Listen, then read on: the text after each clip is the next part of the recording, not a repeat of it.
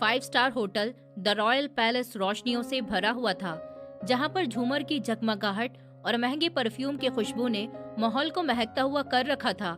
Hall में हल्की गाने की आवाज के साथ साथ आहाना की हंसी गूंज रही थी। ये शहर की वीआईपी क्लास की पार्टी थी, जहां पर दौलत की दिखावट करना सांस लेने से ज्यादा जरूरी समझा जाता था। इन सब के बीच सफेद वर्दी में वेटर उदय अपने काम में मगन था। उसके चेहरे पर थकावट थी, पर आंखों में एक अजीब सी तसल्ली और संजीदगी। वो बड़े परफेक्शन से क्रिस्टल के ग्लासों से सजी हुई ट्रे हाथों में पकड़े हुए मेहमानों के बीच से गुजर रहा था। उसको इस नौकरी पर लगे हुए अभी कुछ ही टाइम हुआ था और वो अपनी पूरी कोशिश कर रहा था कि कोई गलती नहीं हो, क्योंकि उसको पैसों की बहुत ज्यादा जरूरत थी। लेकिन वो नहीं जानता था कि आज की रात उसकी जिंदगी का रुख मोड़ने वाली है। ब्लैक कलर के सोफे पर आहाना अब जाकर बैठ गई थी। आहाना बिजनेस टाइकून मिस्टर दीपक की इकलौती बेटी थी, जिसके लिए दुनिया की हर चीज एक खिलौने से ज्यादा हैसियत नहीं रखते थे।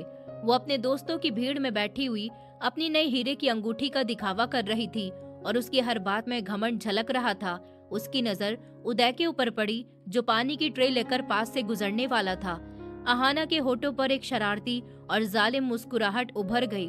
उसने अपनी फ्रेंड की तरफ झुककर हल्की आवाज में कहा कि क्यों ना आज इस पार्टी में थोड़ा मजा पैदा किया जाए। आहाना ने बड़ी चालाकी से अपना कीमती सैंडल पहने पाँव कालीन से थोड़ा सा बाहर निकालकर रास्ते में कर दिया। उदय की नजरें सामने थीं, उसको पैर नजर नहीं आया। जैसे ही उसका पाँव आहाना की एड़ी से टकराया, उसका बैलेंस बुरी तरह से बिगड़ गया। एक पल के लिए वक्त रुक सा गया था। उदय ने खुद को संभालने की कोशिश की, पर वो संभल नहीं सका। कांच के टूटने की जोरदार आवाज ने गानों के शोर को भी निगल लिया था। पानी की ट्रे सीधी आहाना की मेज के पास गिरी और क्रिस्टल के गिलास गिर गए। शर्मिंदगी और घबराहट ने उसके वजूद को जकड़ लिया। उसने फौरन से सर उठाकर माफी मांगने की कोशिश की। मैडम, मुझे माफ कर दीजिए। लेकिन उसकी बात पूरी होने से पहले आहाना की हंसी गूंज गई। ये खुशी की नहीं, मजाक उड़ाने की हंसी थी। तुम अंधे हो क्या? आहाना ने अपनी जगह से खड़े होते हुए कहा। अपने कपड़ों को झाड़ना शुरू किया, हालांकि वहाँ पानी की सिर्फ कुछ बूंदे ही गिरी थी। उसकी आवाज में ऐसी काट थी कि सुनने वालों के दिल दहल जाएं। 2 टके के नौकर, देखकर नहीं चल सकते तुम्हें चलने की तमीज नहीं है क्या? होटल में काम कर रहे हो, जरा ध्यान नहीं तुम्हें? अगर तुम्हें तमीज नहीं है तो भीख क्यों नहीं मांग लेते? यहाँ क्यों नौकरी कर रहे हो? उदय का चेहरा फीका पड़ गया। वो कुछ बोला नहीं था। उसने खामोशी से सर झुका लिया और कांच के टुकड़े चुनने लगा। कांच का एक नुकीला टुकड़ा उसकी उंगली में चुभ गया और खून कालीन के ऊपर गिरने लगा, पर उसने परवाह नहीं की। आहाना के दोस्त हंस रहे थे और बाकी लोग खामोश होकर तमाशा देख रहे थे। किसी ने आगे बढ़कर उदय को उठाने की कोशिश भी नहीं की। सबके लिए वो सिर्फ एक नौकर था, जिसकी तकलीफ की कोई कीमत नहीं थी। क्या तमाशा हो रहा है यहाँ? होटल के एंट्रेंस के दरवाजे से होटल के मैनेजर मिस्टर रियांश दौड़ता हुआ आया। उनके माथे पर पसीना था और चेहरे पर हवाइयाँ उड़ रही थी। इसलिए नहीं कोई नौकर जख्मी हो गया था, बल्कि इसलिए कि मिस्टर दीपक की बेटी नाराज हो गई थी। मिस्टर रियांश सीधे आहाना के पास पहुंच गए और झुककर माफी मांगने लगे। Ma'am, I am so sorry, ये हमारी गलती है। मैं अभी सफाई करवाता हूँ, आप प्लीज नाराज मत होइए। आहाना ने नफरत से उदय की तरफ देखा, जो अभी जमीन पर बैठा हुआ खून से लथपथ हाथों से कांच समेट रहा था। रयान साहब, आपके होटल का लेवल इतना नीचे गिर गया। ऐसे जाहिल लोग आपने लगाए हुए हैं जो मेहमानों पर पानी गिराते हैं। मेरा सारा मूड खराब कर दिया इसने। मिस्टर रियांश ने फौरन से पैंतरा बदल दिया। वो खूंखार नजरों से उदय की तरफ मुड़ गए और चिल्लाए कि तुम अभी तक यहीं पर हो, उठो यहाँ से। उदय ने खड़े होने की कोशिश की। उसका हाथ बुरी तरह से जख्मी था, खून टपक रहा था, पर उसकी आंखों में आंसू नहीं थे, सिर्फ एक गहरा सन्नाटा था। सर, वो मेरा पाँव। उदय ने सफाई देने की कोशिश की थी, लेकिन रियान साहब ने उसको हाथ के इशारे से चुप करवा दिया। खामोश हो जाओ, मुझे कोई बकवास नहीं सुननी है तुम्हारी। तुमने हमारे वीआईपी गेस्ट की इंसल्ट की है। तुम्हें अंदाजा भी है कि ये कौन है? ये मिस्टर दीपक साहब की बेटी हैं। उनकी जूती की कीमत तुम्हारी पूरी जिंदगी की कमाई से भी ज्यादा है। अपना सामान उठाओ और अभी के अभी यहाँ से दफा हो जाओ। You are fire now. Uday ने एक लम्हे के लिए आहाना की तरफ देखा। उसके चेहरे पर जीत का गुरूर छाया हुआ था। उसको इस बात की कोई भी परवाह नहीं थी कि उसकी एक छोटी सी शरारत ने किसी की नौकरी छीन ली थी। उदय ने सर को हिलाया कि जी ठीक है सर। उसने कोई बहस नहीं की थी, गिड़गिड़ाया भी नहीं था, नौकरी की भीख भी नहीं मांगी। उसका ये रिएक्शन वहाँ पर मौजूद लोगों के लिए अनएक्सपेक्टेड था। वो खामोशी से मुड़ा और स्टाफ रूम की तरफ चल दिया। उसके पीछे अहाना की आवाज दोबारा गूंज गई। शुक्र है गंदगी तो साफ हो गई। चलो यार पार्टी कंटिन्यू करते हैं। गाने दोबारा से बजने लगे। लोग दोबारा अपनी बातों में मगन हो गए, जैसे वहाँ पर कुछ हुआ ही नहीं हो। स्टाफ रूम में पहुंचकर उदय ने अपनी यूनिफॉर्म उतार दी। उसका हाथ अब बहुत दर्द कर रहा था। उसने रुमाल से हाथ बांध लिया और अपने पुराने घिसे हुए कपड़े पहन लिए। वो कपड़े जो ठंड रोकने के लिए भी काफी नहीं थे। उसने अपना नाम वाला बैच मेज के ऊपर रख दिया और एक आखिरी नजर उस यूनिफॉर्म के ऊपर डाली। उसकी आंखों में एक अजीब सी चमक थी, शायद गुस्से की या शायद किसी और जज्बे की जो फिलहाल समझ से बाहर थी। वो पिछले दरवाजे से होटल से बाहर निकल आया। बाहर दिसंबर की सख्त ठंड पड़ रही थी। कोहरे ने शहर को अपनी लपेट में ले रखा था। होटल के अंदर की गर्माहट और रोशनियों के अक्स बाहर की दुनिया से अलग थी और अंधेरे से भरी हुई। उदय फुटपाथ के किनारे पर जाकर बैठ गया। ठंडी हवा उसकी हड्डियों में उतर रही थी। उसने अपने बाजू सीने पर लपेट लिए। उसके सामने वही आलीशान सा होटल खड़ा हुआ था, जिसकी खिड़कियों से सुनहरी रोशनी छन छन कर बाहर आ रही थी। अंदर लोग गर्म खाने और महंगी शराब के मजे ले रहे थे और बाहर वो इस नौकरी को खो चुका था जो उसका एक ही सहारा नजर आती थी। सड़क पर गाड़ियां तेजी से गुजर रही थी। किसी को फुटपाथ पर बैठे हुए इस लड़के की परवाह ही नहीं थी। अहाना का बैकग्राउंड भी कुछ ऐसा ही था कि वो कभी इस तकलीफ को समझ ही नहीं सकती। मिस्टर दीपक ने दौलत के अंबार तो लगा दिए थे, पर अपनी बेटी को इंसानियत नहीं सिखा पाए। अहाना के लिए लोग इंसान नहीं बल्कि उसकी सहूलियत के औजार थे। उसको बचपन से ही यही सिखाया गया था कि दुनिया में सिर्फ दो तरह के लोग होते हैं, शिकारी और शिकार, और उनकी फैमिली हमेशा शिकारी रहती थी। अंदर हॉल में अहाना अपने बाप के नाम और पैसे के नशे में चूर थी। वो अपनी फ्रेंड्स को बता रही थी कि तुमने देखा वो कैसे चुपचाप चला गया। इन लोगों की यही औकात होती है, जरा सी आंख दिखाओ तो भीगी बिल्ली बन जाते हैं। डैडी कहते हैं कि दुनिया पर राज करना है तो रहम करना छोड़ दो। उसके फ्रेंड्स उसकी हाँ में हाँ मिला रही थी। दूसरी तरफ उदय फुटपाथ पर बैठा हुआ अपने जख्मी हाथ को देख रहा था। खून निकलना तो बंद हो गया था, पर दर्द की टीस उठ रही थी। एक पल के लिए उसको लगा कि वो टूट जाएगा। ठंड, भूख और बेइज्जती का एहसास इंसान को तोड़ने के लिए काफी होता है। एक कुत्ता कहीं दूर भौंक रहा था और सड़क किनारे सूखे पत्ते हवाओं से उड़ रहे थे। कोई भी आम इंसान इस वक्त अपनी किस्मत को कोसता रोता या फिर अहाना को बद्दुआएं देता, लेकिन उदय बिल्कुल खामोश था। उसकी नजरें होटल के सबसे ऊपर वाले फ्लोर पर जमी हुई थी, जहां पर मैनेजर का ऑफिस था। उसके चेहरे पर वो आसार नहीं थे जो एक हारे हुए इंसान के होते हैं। ठंडी हवा ने उसके बालों को भी हिलाकर रख दिया। उसने जेब से एक सस्ता सा फोन निकाला। स्क्रीन रोशन हुई, वक्त देखा और फिर से फोन वापस रख दिया। उसने गहरा सांस लिया और होटल की इमारत को देखकर धीरे से बड़बड़ाया। घमंड की खासियत होती है, ये इंसान को ऊंचाई पर लेकर जाकर अंधा कर देता है और अंधे को गिराना सबसे आसान होता है। ये बात किसी बेबस वेटर की नहीं लग रही थी, पर लेकिन देखने वालों के लिए वहाँ सिर्फ एक लड़का बैठा हुआ था जिसके पास न नौकरी थी, न गर्म कपड़े और न ही कोई उम्मीद। सड़क पर आने जाने वालों के दिल में से उसके लिए हमदर्दी का तूफान उमड़ रहा था, क्योंकि बाहर से देखने पर ताकत का ये मुकाबला एक तरफा था। एक तरफ दौलत और ताकत के नशे में धुत अहाना और दूसरी तरफ सड़क पर बैठा हुआ उदय। पर रात के अंधेरे में उदय की खामोशी चीख कर कह रही थी कि ये उसकी खामोशी बेमतलब नहीं, बल्कि अभी तो बहुत से पर्दे उठना बाकी थे।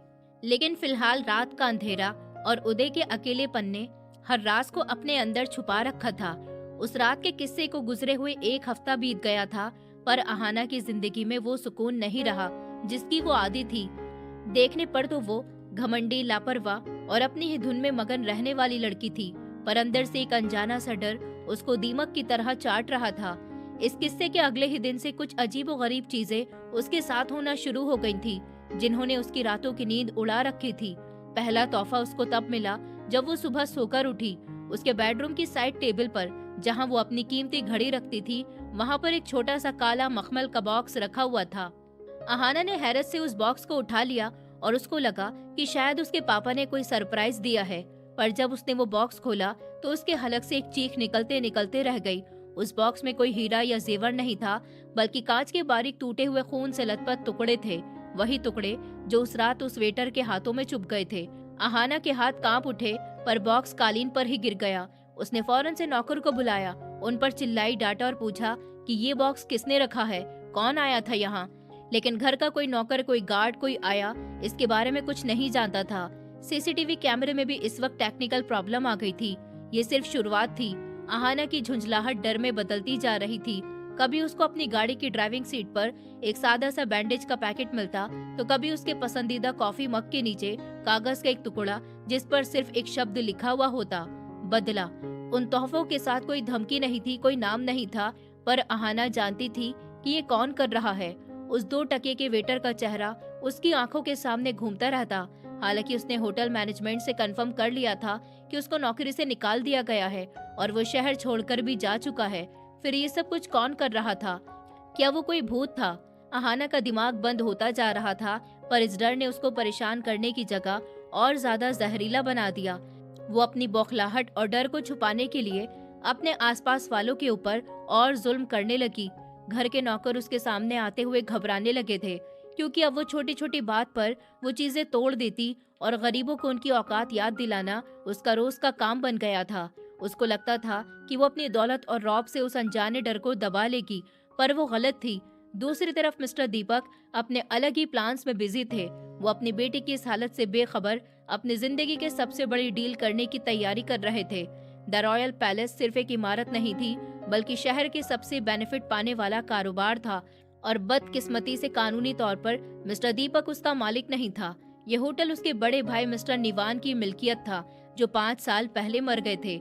मिस्टर निवान बहुत अच्छे और साफ दिल के उसूल वाले इंसान थे, दीपक से बिल्कुल अलग। पर परेशानी ये थी कि मिस्टर निवान का एक ही बेटा था, विरांश, जो 10 साल की उम्र में एक खतरनाक हादसे में लापता हो गया था। पुलिस और प्राइवेट जासूस की सालों की मेहनत के बावजूद भी उसका कुछ पता नहीं चल सका था।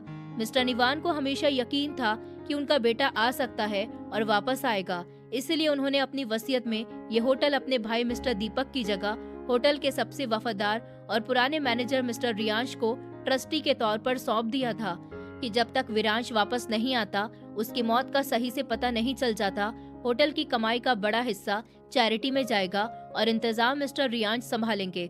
ये बात दीपक के सीने पर मूंग डालती थी। वो सालों से मौके की तलाश में था और अब उसने मौका बना लिया था। उसने अपने खानदान के वकील गौरव, जो कि एक बहुत चालाक और बुरी नियत का इंसान था, उसके साथ मिलकर एक जाली वसीयत तैयार करवाई गई थी। इस दस्तावेज के मुताबिक निवान साहब ने मरने से कुछ दिन पहले अपनी पुरानी वसीयत रद्द कर दी थी और दीपक को होटल का निगरान और वारिस तय कर दिया गया था, क्योंकि विरांश के मिलने की उम्मीद अब खत्म हो गई थी। आज की रात इसी जीत की रात थी। बाहर तूफानी बारिश हो रही थी, बादल जोर जोर से गरज रहे थे, जैसे कि कुदरत इस जुल्म पर आवाज उठा रही हो। दीपक ने अपना कोट पहना और अहाना को भी कहा कि तैयार हो जाओ बेटा, आज हम वो चीज लेने जा रहे हैं जो सालों पहले हमारी होनी चाहिए थी। अहाना, जो अपने कमरे में डर के साए से लड़ रही थी, बाहर जाने के ख्याल से कुछ सुकून से हुई। उसको लगा कि बाप के साथ वो किसी अच्छी जगह जाएगी जहां उसको डर नहीं लगेगा। वो दोनों अपनी कार में बैठकर होटल की तरफ रवाना हो गए। गाड़ी के शीशे पर बारिश की बूंदें एक अजीब तेजी से बरस रही थी। अहाना खिड़की से बाहर देख रही थी। शहर की रोशनियां हल्की नजर आ रही थी। उसके दिमाग में फिर से वही सवाल उभर आया, वो बॉक्स किसने रखा था? उसने झटक कर सर हिलाया। आज की रात बहुत खास है, आज हम मालिक बन जाएंगे। फिर मैं इस शहर के कोने कोने को छानकर उस वेटर को ढूंढ निकालूंगी, उसने खुद से वादा किया था। होटल पहुंचकर माहौल कुछ अजीब सा लगा। आम दिनों के हिसाब से आज लॉबी में खामोशी छाई हुई थी। दीपक साहब ने पहले ही खबर दे दी थी कि वो एक इम्पोर्टेंट मीटिंग के लिए आ रहे हैं। मैनेजर रियांश और होटल के लीगल एडवाइजर कॉन्फ्रेंस रूम में उनका इंतजार कर रहे थे। मिस्टर दीपक बहुत रौब के साथ सीना ताने हुए होटल में दाखिल हुए। उसके दाएं तरफ अहाना और बाएं तरफ वकील गौरव साहब थे, जिसके हाथ में वो फाइल जिसमें जाली कागजात थे। कॉन्फ्रेंस रूम का माहौल भारी हो गया था। रियांश साहब, जो एक उम्रदार और कॉन्फिडेंट आदमी थे, अपनी जगह पर संजीदगी से बैठे हुए थे। दीपक साहब ने बिना किसी बातों को बढ़ाए फाइल मेज पर फेंक दी। रियांश, खेल खत्म हुआ। ये मेरे भाई की आखिरी वसीयत है, इसको अदालत से प्रमाण करवा लिया गया है। आज से इस होटल के सब इंतजाम और कमाई मेरे अंडर होगी। आपका इतना टाइम तक देखभाल करने का शुक्रिया। अब आप अपने घर जाकर आराम कर सकते हैं। रियांश साहब ने फाइल उठाई, उसको खोला और एक सरसरी भरी नजर डाली। उनके चेहरे पर कोई घबराहट नहीं थी, बल्कि एक अजीब सी सुकून भरी मुस्कुराहट थी। दीपक साहब, आपने बहुत जल्दी की। मिस्टर निवान साहब हमेशा कहते थे कि जल्दबाजी ठीक नहीं है। दीपक गुस्से से मेज पर हाथ मारकर बोला कि मुझे दखल अंदाजी नहीं पसंद। ये कागजात असली हैं और कानून अब मेरी तरफ है। अगर तुमने ज्यादा अड़ने की कोशिश की तो मैं तुम्हें घपला या फिर हेरा फेरी के इल्जाम में जेल भिजवा दूंगा। अहाना कुर्सी पर बैठी हुई सब कुछ देख रही थी। उसको अपने बाप की ताकत पर फख्र महसूस हो रहा था। उसको लगा कि दुनिया में ताकत ही सब कुछ है। पानी। अहाना का गला सूख रहा था। उसने तेज आवाज में कहा, कोई है, पानी लाओ। वो उस पल अपनी टेंशन को खत्म करना चाहती थी। दरवाजा खुला और कमरे में सबकी नजरें दरवाजे की तरफ उठ गईं। एक नौकर ट्रे में पानी का गिलास और जग लेकर अंदर दाखिल हुआ। अहाना ने उसकी तरफ देखा, पर अगले ही पल उसकी आंखें फटी की फटी रह गईं। वो वही था, वही वेटर उदय, वही सादा सा चेहरा, वही झुकी हुई निगाहें, वही सफेद यूनिफॉर्म। अहाना को अपनी आंखों की रोशनी पर यकीन नहीं आया कि वो उसको देख रही है।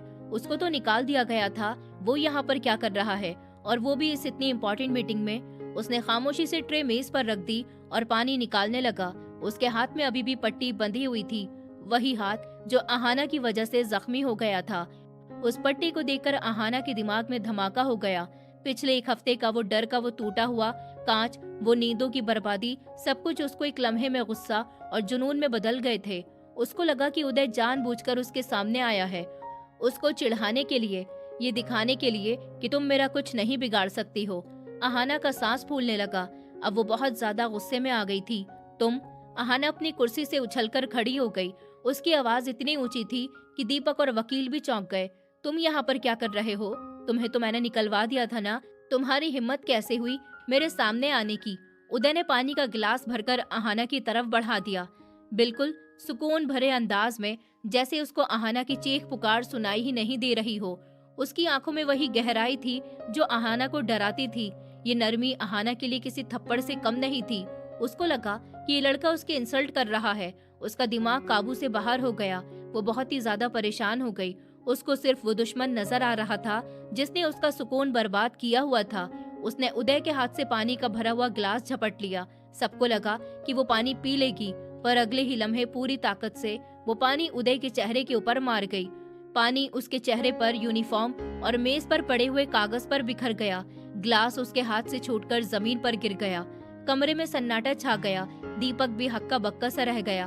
अहाना हाँफ रही थी। उसका चेहरा गुस्से से लाल हो रहा था कि तुम्हारी हिम्मत कैसी हुई मुझे पानी पिलाने की? 2 टके के नौकर, तुम समझते क्या हो अपने आप को? निकल जाओ यहाँ से, दफा हो जाओ मेरी नजरों के सामने से। उसकी आवाज कमरे में गूंज रही थी। उदय ने एक शब्द भी नहीं कहा। उसने अपने भीगे हुए चेहरे से पानी साफ किया। एक नजर सुकून भरे अंदाज में अहाना को देखा, जैसे किसी दिमाग के मरीज को देखा जाता है, और फिर वो खामोशी से सर झुकाकर कमरे से बाहर निकल गया। दरवाजा बंद होते ही अहाना मैनेजर रियांश की तरफ मुड़ गई। रियांश साहब, ये क्या बदतमीजी है? मैंने तो इसको निकलवाया था ना, तो ये दोबारा से होटल में कैसे घुस आया? किसकी इजाजत से आपने इसको दोबारा रखा? अहाना का लहजा हुक्म देने वाला था। रियांश साहब ने नजर झुका ली और बोले कि मैम, ये लड़का बहुत गरीब है, इसलिए इसने मिन्नतें की थी कि घर में फाके हो रहे हैं, इसलिए मैंने उसको रहम खाकर सिर्फ आज रात के लिए ही एक्स्ट्रा वेटर के तौर पर बुला लिया था। रहम? अहाना हंसने लगी। आपका ये रहम मेरी जूते की नोक पर है। मुझे ये लड़का इस शहर में भी नजर नहीं आना चाहिए, वरना। बस अहाना, बस करो। मिस्टर दीपक ने अहाना के कंधे पर हाथ रखकर उसको रोक लिया। बेटा, अपने गुस्से पर काबू रखो। आज हमारा मकसद बहुत बड़ा है। एक मामूली से वेटर के लिए अपना मूड खराब मत करो। हम यहाँ पर करोड़ों की जायदाद अपने नाम करवाने के लिए आए हैं। इन छोटी मोटी रुकावटों को नजरअंदाज करो, मीटिंग पर फोकस करो। दीपक ने अहाना को कुर्सी पर बैठा दिया और खुद को सुकून से करते हुए वो दोबारा से मिस्टर रियांश की तरफ ध्यान देने लगे। तो रियांश साहब, साइन कीजिए और चार्ज हमारे हवाले कीजिए। अहाना ने गहरा सांस लिया और खुद को संभालने की पूरी कोशिश की। उदय के जाने के बाद उसको कुछ सुकून मिला था। वो पानी की बोतल उठाकर पीने ही लगी थी कि अचानक से कॉन्फ्रेंस रूम का भारी दरवाजा एक बार फिर से खुला। सबकी नजर दरवाजे की तरफ जम गई और फिर जो आदमी अंदर दाखिल हुआ उसको देखकर सब हैरान रह गए। वो कोई वेटर नहीं था, वो बहुत कीमती सूट पहने हुए एक हैंडसम सा आदमी था। उसके हाथ में एक चमड़े की फाइल थी और कलाई में करोड़ों की घड़ी चमक रही थी। उसकी चाल में बादशाहों जैसा कॉन्फिडेंस था और चेहरे पर ऐसी संजीदगी जो सिर्फ मालिकों के चेहरे पर होती है। वो सीधा चलता हुआ हेड चेयर की तरफ आया। मिस्टर दीपक और अहाना उसको सवाल भरी नजरों से देख रहे थे कि ये कौन है और यहाँ पर इजाजत के बिना कैसे घुस आया, पर वो अजनबी आदमी कुछ नहीं बोला। उसने खामोशी से अपनी फाइल मेज पर पटक दी और दोनों हाथ मेज के ऊपर टिकाकर अपनी गहरी आंखों से मिस्टर दीपक को घूरा।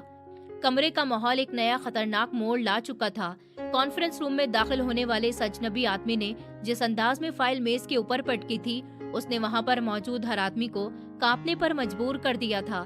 मिस्टर दीपक, जो अभी कुछ लम्हे पहले तक खुद को होटल का मालिक समझ रहे थे, उस अजनबी की दखल अंदाजी पर परेशान हुए। उसने अपनी कुर्सी से उठते हुए गुस्से से पूछा कि कौन हो तुम और मेरी प्राइवेट मीटिंग में बिना इजाजत के घुसने की हिम्मत कैसे हुई? सिक्योरिटी कहाँ पर है? वो अजनबी आदमी, जिसके चेहरे पर बिना वजह का कॉन्फिडेंस और आंखों में कानून की सख्ती थी, बिल्कुल नहीं घबराया। उसने बड़ी तसल्ली से अपने कोट के बटन को बंद किया और एक जहरीली मुस्कुराहट के साथ दीपक को देखा। दीपक साहब, सिक्योरिटी को बुलाने की कोशिश मत करिएगा, क्योंकि अब इस कमरे से बाहर कोई भी नहीं जाएगा और अंदर सिर्फ वही रहेगा जिसको कानून इजाजत देगा। मेरा नाम रवि है और मैं स्वर्गीय मिस्टर निवान मालिक साहब के कानूनी वारिस का पर्सनल लॉयर हूँ। ये बात सुनते ही मिस्टर दीपक के चेहरे का रंग उड़ गया, जैसे किसी ने उनके जिस्म से खून निचोड़ दिया हो। वारिस? दीपक हकलाने लगा। कौन सा वारिस? निवान का बेटा तो मर चुका है। ये होटल अब मेरा है, मेरे पास कागज भी हैं। रवि ने मेज पर दीपक की लाई हुई फाइल को नफरत से उंगली के पोरवे से दूर धकेल दिया और अपनी फाइल को खोला। ये कागज जो आप लहरा रहे हैं दीपक साहब, ये सिर्फ रद्दी के टुकड़े हैं। आपने बहुत ही होशियारी से एक जाली वसीयत बनाई है, इसलिए ये सोचकर कि विरांश कभी वापस नहीं आएगा, पर कानून जज्बात पर नहीं सबूत पर चलता है। निवान साहब की असली वसीयत के मुताबिक अगर उनका बेटा विरांश 30 साल की उम्र तक वापस आ जाता है तो होटल और सब जायदाद उसके नाम हो जाएगी और आपकी ये जाली वसीयत तो खुद कैंसिल मान ली जाएगी। दीपक हंसने लगा, एक खोखली हंसी के साथ। तुम पागल हो गए हो क्या वकील? अरे विरांश मर चुका है, उसको 10 साल हो गए, उसकी हड्डियां भी नहीं मिली। अब तुम किसकी बात कर रहे हो? कोई नहीं आ रहा, ये सब ड्रामा बंद करो। अहाना, जो अब तक खामोश होकर तमाशा देख रही थी, अब दखल अंदाजी करने पर मजबूर हो गई। उसको लगा कि ये वकील शायद पैसे बटोरने के लिए कोई ड्रामा कर रहा है। देखिए मिस्टर रवि, मेरे डैड ठीक कह रहे हैं, आप हमारा वक्त बर्बाद कर रहे हैं। अगर कोई वारिस है तो कहाँ है? हवा में तो नहीं है ना? सामने लाइए उसको। रवि ने आहाना की तरफ देखा, उनकी आंखों में एक अजीब सी चमक थी। आप ठीक कह रही हैं मिस आहाना, वारिस को सामने आना चाहिए और इत्तेफाक से वो यहीं पर है, इसी होटल में, बल्कि इसी दरवाजे के पीछे। कमरे में एक बार फिर से सन्नाटा छा गया। दीपक के माथे पर पसीने के कतरे आने लगे। उसका दिल जोर जोर से धड़क रहा था। क्या सच में? पर ये नहीं हो सकता, उसने तो सब इंतजाम पक्का किया हुआ था। आहाना की नजरें दरवाजे के ऊपर जम गईं। रवि ने घड़ी की तरफ देखा और सर हिलाया। आ जाइए सर। ये इशारा काफी था। कॉन्फ्रेंस रूम का वो भारी भरकम दरवाजा जो कुछ देर पहले बंद हुआ था, एक बार फिर से धीरे से खुला। सबकी सांसें रुक गईं। सबसे पहले मैनेजर रियान साहब आगे बढ़े। उन्होंने इज्जत से झुककर दरवाजे को पूरा खोल दिया। उनके चेहरे पर ऐसी खुशी और फख्र था जैसे कि कोई बाप अपने बेटे की कामयाबी पर मुस्कुराता है। रियान साहब ने एक तरफ हटकर फिर रास्ता बनाया और तेज आवाज में कहा कि वेलकम विरान सर, और फिर वो आदमी अंदर दाखिल हुआ। आहाना की आंखें हैरत से फैल गईं। उसका मुंह खुला का खुला रह गया। ये वही चेहरा, वही कद, वही आंखें, लेकिन ये वो नहीं था। ये तो वो वेटर उदय नहीं था जिस पर उसने पानी फेंका था। ये शायद वही था। आहाना का दिमाग चकराने लगा। वो आदमी जो अंदर आया, उसने एक कीमती ब्लैक सूट पहन रखा था। उसके बाल बहुत अच्छे से बने हुए थे और कमरे का माहौल भारी हो गया। यह उदय ही था, पर अब वो वेटर नहीं, मालिक लग रहा था। उसकी चाल में वो बेचारगी नहीं थी जो पानी पिलाते वक्त थी, बल्कि एक मालिक का कॉन्फिडेंस था। दीपक ने अपनी आंखों को रगड़ लिया। उसको लगा कि वो निवान को दोबारा से जिंदा देख रहा है। सच में बिल्कुल वही शक्ल, वही अंदाज। विरांश तुम? दीपक के हलक से मुश्किल से आवाज निकली।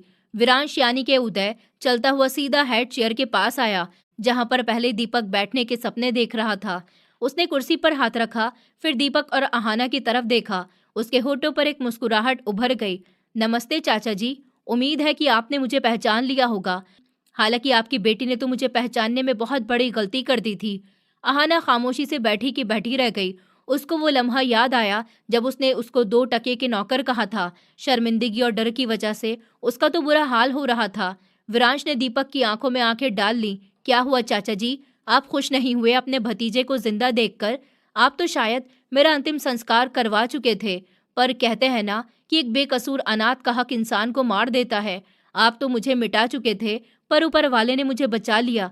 दीपक ने खुद को संभालने की बहुत कोशिश की। देखो विरांश बेटा, मुझे बहुत खुशी है कि तुम जिंदा हो। ये सब गलतफहमी है। मैं तो बस होटल की देखभाल के लिए कह रहा था। तुम्हारे लिए ये कागज तो बस मैं। विरांश ने हाथ उठाकर उनको खामोश करवा दिया। उसकी आवाज गरजदार थी। बस करिए, और झूठ नहीं, बहुत ड्रामा हो गया। मैं पिछले कुछ महीने से इस होटल में वेटर बनकर काम कर रहा था। मैंने अपनी आंखों से देखा है कि आप कैसे हल कर रहे थे।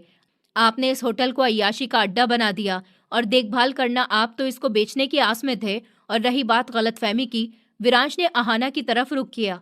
मिस अहाना, याद है आपने थोड़ी देर पहले क्या कहा था कि मैं एक 2 टके का नौकर हूँ? दरअसल गलती मेरी नहीं, आपकी परवरिश की है। आपको कभी बताया ही नहीं गया कि जिस कुर्सी पर आप बैठी हैं वो आपके बाप की नहीं, मेरे बाप की है। आपने जिस आदमी पर पानी फेंका था वो इस पानी का, इस गिलास का, इस मेज का और इस छत का मालिक है। आपने एक वेटर पर पानी नहीं फेंका, आपने अपनी किस्मत पर पानी फेंक दिया। अहाना की आंखों से आंसू निकलने लगे। वो कुछ कहना चाहती थी, माफी मांगना चाहती थी, पर उसके शब्द हलक में ही अटक गए। विरांश ने मैनेजर रियांश की तरफ देखा। रियांश साहब, इन कागज का क्या किया जाए? उन्होंने नफरत से दीपक की जाली वसीयत उठाई और उसको पकड़कर कूड़ेदान में फेंक दिया। ये कचरा है सर, इसकी जगह वहीं पर है। विरांश दोबारा से दीपक की तरफ देखने लगा। उसका लहजा बहुत ज्यादा खतरनाक हो गया था। चाचा जी, आज फिर आपका दिन है। आप यहाँ पर मेरे बाप का होटल हड़पने आए थे। ये तो उनकी आखिरी निशानी थी, पर आप भूल गए कि उनका बेटा अभी जिंदा है। मैं यहाँ पर सिर्फ होटल का कब्जा लेने नहीं आया, मैं यहाँ पर इस सवाल का जवाब लेने आया हूँ कि 10 साल पहले वो हादसा कैसे हुआ था। मेरी गाड़ी के किसने ब्रेक फेल करवाए थे? मुझे किडनैप करवाकर यहाँ से बाहर भेजने की साजिश किसने की थी? दीपक का चेहरा लाल पड़ गया। वो हकलाने लगा। तुम क्या बकवास कर रहे हो? ये मेरा, इससे मेरा कोई भी लेना देना नहीं है। रवि ने एक फाइल और खोली। ये पुलिस रिपोर्ट है, और ये इस किराए के कातिल का कन्फेक्शन है जिसको आपने 10 साल पहले हायर किया था। उसने सब कुछ उगल दिया। दीपक साहब, आपने अपने भाई को हार्ट अटैक की दवाइयां बदल कर दी और भतीजे को मरवाने की कोशिश की। आपके सब जुर्म के सबूत इस फाइल में मौजूद है। तभी भागने की कोशिश की। उसने दरवाजे की तरफ कदम बढ़ाया, पर तभी बाहर से पुलिस के सायरन की आवाज गूंज गई थी। पुलिस की गाड़ी के नीले और लाल बत्ती कॉन्फ्रेंस रूम की खिड़कियों से झलक रही थी। दीपक वहीं पर जम गया। विरांश मुस्कुराया, पर यह मुस्कुराहट कड़वी थी। चाचा जी, आपको और आपकी इस घमंडी बेटी को अब 5 स्टार होटल की नहीं बल्कि जेल की हवा खाने की जरूरत है। आपने दौलत की हवस में अपने खून को भी पहचानने से मना कर दिया। अब कानून आपको बताएगा कि असली औकात क्या होती है। दरवाजा धड़ाम जैसी आवाज से खुला और पुलिस इंस्पेक्टर अपने सिपाहियों के साथ अंदर दाखिल हुए। Mister Deepak, you are under arrest. Inspector ने आगे बढ़कर दीपक के हाथों में हथकड़ियां डाल दी। हथकड़ी लगने की आवाज कमरे में गूंज गई। ये आवाज अहाना के लिए किसी बम के धमाके से कम नहीं थी। उसका बाप, उसका गुरूर, उसका घमंड आज एक मुजरिम की तरह जकड़ा हुआ था। अहाना चीखने लगी, नहीं, मेरे डैडी को छोड़ दीजिए, तुम उनको नहीं ले जा सकते। वो विरांश की तरफ गई कि हमें माफ कर दे, हम चले जाएंगे यहाँ से, सब कुछ आपका है, प्लीज पुलिस को मना कर दीजिए। विरांश ने अहाना को हाथ के इशारे से दूर कर दिया। उसकी आंखों में अब सिर्फ इंसाफ था। अहाना, जब मैं कांच चुन रहा था तब तुम्हें रहम नहीं आया। जब तुमने मुझ पर पानी फेंका था तब तुम्हें रिश्ता याद नहीं आया। अब बहुत देर हो गई है, ये कर्मा है, अब उसको भुगतना तो पड़ेगा। पुलिस दीपक को घसीटते हुए बाहर ले गई। अहाना रोती हुई बिलखती हुई उनके पीछे भागी। कॉन्फ्रेंस रूम में अब सिर्फ विरांश, रवि और रियांश साहब रह गए थे। रियांश ने एक लंबी सांस ली, जैसे सालों का बोझ उनके सीने से उतर गया हो। उसने रियांश साहब को देखा, आंखों में खुशी के आंसू थे। विरांश आगे बढ़ गया और उनको गले से लगा लिया। शुक्रिया, अगर आप नहीं होते तो मैं कभी भी वापस नहीं आ सकता। रियांश साहब ने उसकी पीठ थपथपाई। हक सिर्फ हकदार तक पहुंचना चाहिए बेटा, और वो पहुंच गया। निवान साहब की आत्मा आज बहुत ज्यादा खुश होगी। वो खिड़की के पास गया और बाहर देखा। पुलिस की गाड़ी दीपक और अहाना को लेकर जा रही थी। बारिश रुक गई थी और बादल छट गए थे। उसने सोचा कि दौलत इंसान को कितना ज्यादा अंधा कर देती है, पर अंजाम वही होता है जो कुदरत तय करती है। उसने मुड़कर अपनी हेड चेयर को देखा। ये सिर्फ कुर्सी नहीं, ये जिम्मेदारी का ताज था जो अब उसको पहनना था। उसने कहा, होटल के स्टाफ जमा करिए, मुझे सबसे कुछ बात करनी है, और हाँ, ऐलान कर दीजिए कि आज के बाद इस होटल में किसी नौकर की इंसल्ट बर्दाश्त नहीं की जाएगी। जो इज्जत देगा वही इज्जत पाएगा। कुछ महीने बाद द रॉयल पैलेस का नक्शा ही बदल गया था। अब यहाँ पर डर की जगह रिस्पेक्ट ने ले ली। सारा कंट्रोल अपने हाथ में ले लिया था। विरांश निवान ने होटल का कंट्रोल संभालते ही सबसे पहले इन सब पॉलिसी को खत्म किया जो गरीब नौकर की परेशानी का कारण बनती थी। उसने पुराने स्टाफ की सैलरी दुगनी कर दी। आज वो अपने ऑफिस में खड़ा हुआ शीशे की दीवार से नीचे शहर का नजारा देख रहा था। मैनेजर रियान सब उसके पीछे खड़े हुए मुस्कुराते अपने नौजवान मालिक को देख रहे थे। विरान साहब ने पहले वेटर बनकर आने को क्यों सोचा था? वो संजीदगी से बोला, अगर मैं सीधा मालिक बनकर आता तो मेरे सामने सब झुक जाते, सब झूठी तारीफ करते। मुझे कभी पता ही नहीं चलता कि मेरे होटल की बुनियाद में जुल्म की दीमक लग चुकी है। मैं जानना चाहता था कि दीपक चाचा और अहाना ने मेरे बाप के उसूल का क्या हाल किया होगा। इसलिए मैंने वो सफ़ेद यूनिफॉर्म पहनी। इस यूनिफॉर्म ने मुझे वो सच दिखाया जो महंगा सूट कभी भी नहीं दिखा पाता। मुझे अहाना का असली चेहरा देखना था और अफसोस कि वो चेहरा बहुत ही भयानक निकला। दूसरी तरफ कानून का शिकंजा पूरी तरह से कसा जा चुका था। दीपक जो कभी इस शहर के अमीर लोगों में आता था, अब सेंट्रल जेल की एक छोटी सी और अंधेरी भरी काल कोठरी में अपने किए की सजा भुगत रहा है। विरांश की ठोस सबूत पर, नौकर की गवाही और उस जाली वसीयत के फ्रॉड के जुर्म में दीपक को कहीं कभी नहीं छोड़ा। अदालत ने उसको धोखाधड़ी घपले के जुर्म में बहुत लंबी कैद की सजा सुनाई थी। इन सब के बैंक अकाउंट सीज कर दिए गए। वही दीपक जो मिनरल वाटर के बिना पानी का घूंट नहीं भरता था, अब जेल के अंदर से पानी पीने पर मजबूर था और पथरीली जमीन पर सोते हुए अपनी किस्मत को रोता। उसके वो दोस्त और बिजनेस पार्टनर जो उसकी वो मिन्नत सिफारिश करते थे, झुकते थे, अब उसको पहचानने से भी इनकार करते। यहाँ तक कि उसके महंगे वकीलों ने भी फीस नहीं मिलने पर केस छोड़ दिया। लेकिन सबसे मिसाल देने वाला अंजाम अहाना का हुआ। दीपक की गिरफ्तारी और जायदाद जब्त होने के बाद अहाना से वो आलिशान बंगला छिन गया। उसकी महंगी गाड़ी, हीरे जेवरात और सब जो कुछ उसकी पहचान थी, सब कुछ खत्म हो गया। वो दोस्त जो उसके पैसों पर पलती थी, उसके मुश्किल वक्त आते ही गायब हो गई। अहाना ने शहर के कई ऑफिस में नौकरी के लिए धक्के खाए, पर उसकी बदतमीजी और घमंड के पुराने किस्से हर जगह उसका रास्ता रोक देते थे। वही अहाना जो कभी पानी का गिलास खुद उठाना भी बेइज्जती समझती थी, अब 2 वक्त की रोटी के लिए दर दर की ठोकरें खाने पर मजबूर थी। एक ठंडी शाम विरांश होटल से निकलकर अपनी गाड़ी की तरफ जा रहा था। उसकी नज़र गेट के पास खड़ी हुई एक लड़की के ऊपर पड़ी। वो कोई भिखारी नहीं लग रही थी, बस उसके कपड़े पुराने से मैली चादर में लिपटे हुए और चेहरे पर गहरी उदासी और भूख थी। वो होटल की इमारत की तरफ ही देख रही थी। शायद वो इस वक्त को याद कर रही थी जब वो यहाँ की शहजादी समझी जाती थी। अब वो नहीं रही थी। शिवांश एक पल के लिए रुक गया।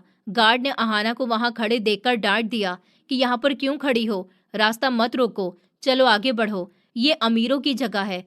ये वही बात थी जो कभी अहाना दूसरों को बोलती थी। आज वही शब्द उसके अपने कानों में भी गूंजने लगे तो उसको लगा कि जैसे किसी ने पिघला हुआ शीशा उसके कानों में डाल दिया हो। उसने पलट कर देखा तो सामने विरांश खड़ा हुआ था। नजरें मिली, अहाना की आंखों में आंसू आ गए। वो शायद कुछ कहना चाहती थी, शायद भीख मांगना चाहती थी या माफी, पर विरांश के चेहरे पर एक खामोशी थी। उसको अब अपनी वो बात याद आ गई कि अंधे हो गया। आज वो खुद अपनी किस्मत की अंधी हो गई थी। विरांश उसके पास नहीं गया। उसने वहीं से खड़े खड़े एक हल्की सी मुस्कुराहट के साथ सर हिलाया। जहर वाली नहीं, बल्कि एक अलविदा की मुस्कुराहट। फिर वो अपनी गाड़ी में बैठ गया। ड्राइवर गाड़ी चला रहा था तो टायर के नीचे आने वाला बारिश का गंदा पानी उछलकर अहाना के पुराने जूते और कपड़ों के ऊपर गिर गया। अहाना वहीं जमकर रह गई। उसको याद आया कि कैसे उसने उदय को गिराकर उसके ऊपर शराब गिराई थी। आज कुदरत ने हिसाब बराबर कर दिया था। वो होटल जिसकी वो मालकिन बनने के सपने देख रही थी, अब उसके लिए नो एंट्री जोन था। उसका घमंड ही उसके इस हाल की वजह बना था। विरांश ने गाड़ी के शीशे से पीछे मुड़कर नहीं देखा। उसने सोचा, इंसान को कभी अपनी बुलंदी पर गुरूर नहीं करना चाहिए, क्योंकि ऊपर वाला जब सीढ़ी खींचता है तो फर्श पर गिरने की आवाज भी नहीं आती। दौलत और ताकत आने जाने वाली चीज है, पर इंसान का किरदार और उसका व्यवहार हमेशा याद रखा जाता है। जो दूसरों को कम समझता है, वक्त उसको सबसे ज्यादा कमतर बना देती है। इज्जत उसी की है जो नरमी बनाए रखे और सबसे प्यार से पेश आए। अहाना वहीं खड़ी रह गई थी। गाड़ी जा चुकी थी। सड़क पर सिर्फ बारिश का गंदा पानी जूते भिगो रहा था और उसका कांपता हुआ जिस्म बचा था। होटल की ऊंची इमारत के शीशों में उसकी परछाई दिख रही थी। वही इमारत जिसे वो कभी अपना बेहतर कल समझती थी, आज उसी के सामने खड़ी थी। और फिर भी उससे कोसों दूर पहली बार अहाना को ठंड सिर्फ शरीर में नहीं, दिल में भी लग रही थी। उसे याद आया कैसे वो नौकरों को औकात शब्द से तोलती थी। आज वही औकात उसके सामने खड़ी थी, बिना छत, बिना पहचान, बिना किसी के साथ। गार्ड की डांट अब भी उसके कानों में गूंज रही थी कि ये अमीरों की जगह है, हटो यहाँ से। वो हंसना चाहती थी लेकिन गला भर आया। कभी यही लाइन वो दूसरों को कहती थी, बड़ी बेरहमी से, बिना सोचे कि शब्द भी किसी की रूह में छाले बना सकते हैं। उसने अपने हाथ देखे, कभी इन हाथों में महंगे बैग होते थे, आज वही हाथ कांप रहे थे, भूख से, डर से और शर्म से। अब रात गहरी होने लगी थी। अहाना धीरे धीरे सड़क के किनारे बैठ गई। उसके पास न जाने का किराया था, न फोन में बैलेंस, न किसी दोस्त का नंबर जो उठाया जा सके। जिन्हें वो दोस्त समझती थी वो सब दौलत के साथ ही गायब हो चुके थे। उसी वक्त पास से एक बुजुर्ग औरत गुजरी, फटे कपड़े, सर पर पुरानी सी चादर, हाथ में छोटा सा झोला। उसने अहाना को देखा और रुकी और बिना कुछ पूछे झोले से आधी रोटी निकालकर उसकी तरफ बढ़ा दी। खा लो बेटी, भूख लग रही होगी। अहाना ने झटके से सर उठाकर देखा, जिसमें कोई ताना नहीं, कोई नफरत नहीं, बस सीधी सी थकी हुई इंसानियत दिखी। उसका गला भर आया। वो रोटी, वही रोटी जिसे वो कभी नौकरों की प्लेट में देखकर नाक सिकोड़ लेती थी। पहली बार उसे एहसास हुआ, गरीबी सबसे बड़ा दर्द नहीं होती, सबसे बड़ा दर्द होता है इंसान का अंदर से गिर जाना। उसने कांपते हाथों से रोटी ली और खाते वक्त उसकी आंखों से आंसू नहीं रुक पाए। वो बुरी तरह से रो रही थी, अपने इस हाल पर नहीं बल्कि अपने किए पर। तभी उसे याद आया, कांच चुनता हुआ विरांश, उस पर फेंका गया पानी और उसके मुंह से निकले वो जहरीले शब्द कि तुम अंधे हो क्या। और आज वो खुद अंधी थी, पैसों के घमंड में, रिश्तों के अंधेपन में। उसकी रात उसी फुटपाथ पर कट गई। आसमान साफ था, तारे चमक रहे थे। अहाना पहली बार ऊपर देख रही थी, बिना किसी शिकायत के। फिर सुबह हुई तो शहर अपनी रफ्तार में लौट आया, लेकिन अहाना की दुनिया वैसी नहीं रही। वो उठी, अपने कपड़े ठीक किए और पहली बार किसी ऑफिस के बाहर गई कि काम चाहिए की लाइन में खड़ी हो गई। लोगों ने उसे देखा, फिर पहचाना और मुंह फेर लिया। कहीं उसको सीधा मना करा गया तो कहीं पुरानी बदतमीजी के किस्से याद करके उसे धुतकार दिया गया। हर नहीं उसके घमंड पर एक थप्पड़ बनकर लग रहा था, लेकिन इस बार वो टूटी नहीं, क्योंकि अब टूटने को कुछ बचा ही नहीं था। दूसरी तरफ विरांश अपने ऑफिस में खड़ा था। शीशे के उस पार वही शहर था, वही होटल, वही चमक, लेकिन अब उसकी नजरें बदल चुकी थी। उसे जीत का कोई घमंड नहीं था, बस एक सुकून था कि उसके पापा की विरासत अब जुल्म नहीं, इंसाफ पर टिकी थी। उसे नहीं पता था कि नीचे उसी शहर में अहाना अपनी जिंदगी को नए सिरे से उठाने की कोशिश कर रही है, और शायद यही कुदरत का सबसे बड़ा इंसाफ था। अगले कुछ हफ्ते अहाना के लिए किसी सजा से कम नहीं थे। हर सुबह वो उसी सवाल के साथ उठती, पता नहीं आज रोटी मिलेगी या नहीं। कभी किसी ढाबे पर बर्तन धोने का काम मिला तो कभी किसी कोठी में झाड़ू पोछे पर। ज्यादातर जगहों पर उसे पहचान लिया जाता। अरे, ये तो वही है ना जो अपने बाप के पैसों पर उड़ती थी। बहुत बदतमीज थी ये लड़की, हर बात उसके सीने में चुभ जाती। पहले तो वो जवाब दे देती, लड़ती झगड़ती और चिल्ला देती थी, पर अब बस वो चुप हो जाती, क्योंकि उसे समझ आ गया कि शोर मचाने का हक सिर्फ वही रखता है जिसने कभी किसी का दिल ना तोड़ा हो। एक दिन उसे एक छोटे से हॉस्टल में काम मिल गया। कुछ खास काम नहीं था, कमरे साफ करना, चादरें बदलना और मेहमानों की बात चुपचाप सुन लेना। पहली बार अहाना ने नौकर शब्द को जिया था और समझा कि थकान कैसी होती है जब बदन जवाब दे जाए और फिर भी मुस्कुराकर जी सर कहना पड़े। एक शाम जब वो फर्श पर बैठे बैठे पानी से कपड़ा निचोड़ रही थी तो उसकी उंगलियों से खून निकल आया। उसने उंगली मुंह में रखी और अचानक हंस पड़ी। उसे याद आया कैसे कभी एक नौकर की कटी उंगली देखकर उसने नाक सिकोड़ी थी। आज वही दर्द उसकी अपनी उंगली में था। उस रात वो बहुत देर तक रोई, बिना आवाज के, बिना किसी को दिखाए, और पहली बार उसने दिल से माफी मांगी, किसी इंसान से नहीं बल्कि खुद से, कि काश मैं अच्छी इंसान बन पाती। लेकिन उसी शहर में उसी वक्त विरांश एक मीटिंग खत्म करके बाहर निकल रहा था। स्टाफ की आंखों में कोई डर नहीं, इज्जत देखकर उसको अपने किए गए फैसले सही लग रहे थे। एक नया लड़का जो कभी गार्ड था आज सुपरवाइजर बन चुका था। विरांश ने उसकी पीठ थपथपाई कि मेहनत कभी बेकार नहीं जाती। ये शब्द कहते वक्त उसे अनजाने में अहाना याद आ गई, पर उसने उस याद को रोका नहीं। कुछ रिश्ते नफरत के लिए नहीं, सीख के लिए होते हैं। वक्त अपनी चाल चलता रहा। अहाना बदली हुई थी। उसकी चाल में अब घमंड नहीं बल्कि थकान थी। उसकी आंखों में अब नफरत नहीं, डर था कि कहीं फिर पुरानी अहाना वापस ना आ जाए। एक दिन हॉस्टल में एक लड़की बेहोश हो गई, सब घबरा गए। तब अहाना दौड़कर पानी लाई और उसे सहारा दिया। पूरी रात उसके पास बैठी रही। सुबह उस लड़की ने उसकी तरफ देखा और कहा कि दीदी, अगर आप ना होती तो। शायद अहाना की आंखें भर आईं। किसी ने आज उसे दीदी कहा था, बिना किसी मतलब के। उस दिन अहाना को पहली बार लगा कि शायद भगवान ने उसके लिए दरवाज़ा पूरी तरह बंद नहीं किया, लेकिन कुछ दरवाजे खामोशी से अचानक खुलते हैं, और वही दरवाज़ा उसके और विरांश के बीच बहुत जल्द फिर से आने वाला था। विरांश के लिए जीत सिर्फ दीपक की गिरफ्तारी तक सीमित नहीं थी, असली लड़ाई अब शुरू हुई थी। अब सिस्टम से जिसे सालों तक डर, घमंड और सिफारिशों पर चलाया गया था। अगली सुबह होटल का पूरा स्टाफ कॉन्फ्रेंस हॉल में खड़ा हुआ था। किसी के चेहरे पर डर था, तो किसी के चेहरे पर उम्मीद, और किसी के चेहरे पर अब भी पुरानी आदत, चापलूसी की। विरांश स्टेज पर नहीं चढ़ा, वो उन्हीं के बीच खड़ा रहा, जैसे कहना चाहता हो कि अब मालिक और नौकर के बीच दीवार नहीं रहेगी। आज मैं आपसे मालिक बनकर नहीं, एक जिम्मेदार इंसान बनकर बात कर रहा हूँ। उसकी आवाज में न सख्ती थी न दिखावा। हॉल में सन्नाटा छा गया। इस होटल में अब किसी की बेइज्जती नहीं होगी। कुछ लोग एक दूसरे को देखने लगे, उन्हें भरोसा नहीं हो रहा था। विरांश ने आगे कहा, जो सालों से दबाए गए, जो सिर्फ डर की वजह से चुप रहे, आज से उनकी आवाज सुनी जाएगी। उसी वक्त एक बूढ़ा वेटर, जिसकी पीठ झुक चुकी थी, कांपते हाथों के साथ आगे आया। मालिक, 20 साल हो गए यहाँ काम करते करते, और पहली बार किसी ने पूछा है कि हमें क्या चाहिए।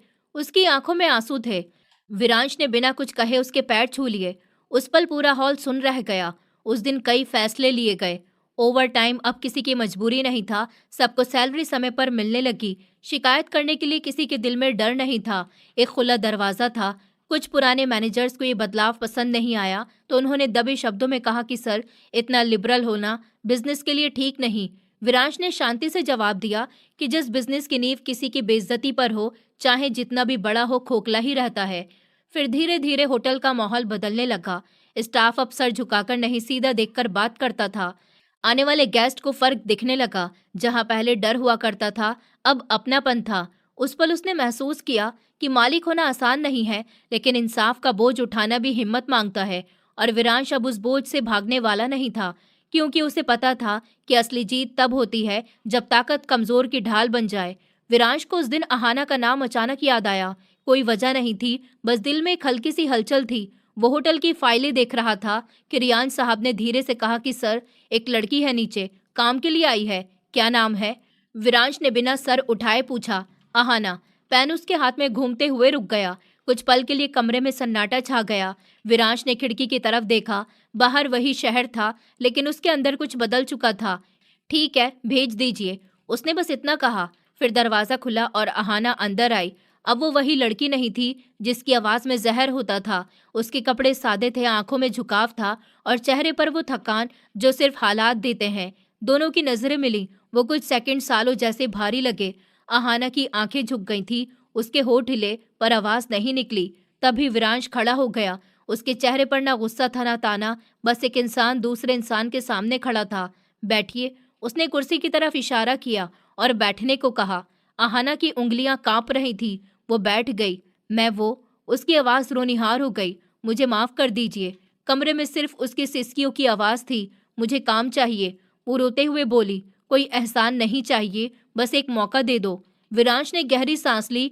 उसे वो टूटा कांच, पानी और अपनी बेइज्जती सब कुछ याद आया, लेकिन उसे वो रात भी याद आई जब उसने तय किया था कि वो अपने पापा जैसा बनेगा। मदद और एहसान में फर्क होता है। विरांश ने शांत आवाज में कहा, मैं एहसान नहीं करूंगा। अहाना का दिल बैठ गया, लेकिन विरांश ने बात पूरी की, मदद जरूर करूंगा। तभी उसने इंटरकॉम उठाया। रियान साहब, किचन स्टोर में एक स्टाफ की जरूरत है ना? अहाना ने चौंक कर देखा। देखो, मैं साफ साफ कह देता हूँ, विरांश बोला। यहाँ कोई पहचान काम नहीं आएगी, ना ही मेरी और ना ही आपकी। तो अहाना ने सर हिला दिया। उसकी आंखों से आंसू बहते रहे, लेकिन उनमें आज शर्म के साथ शुक्र भी था।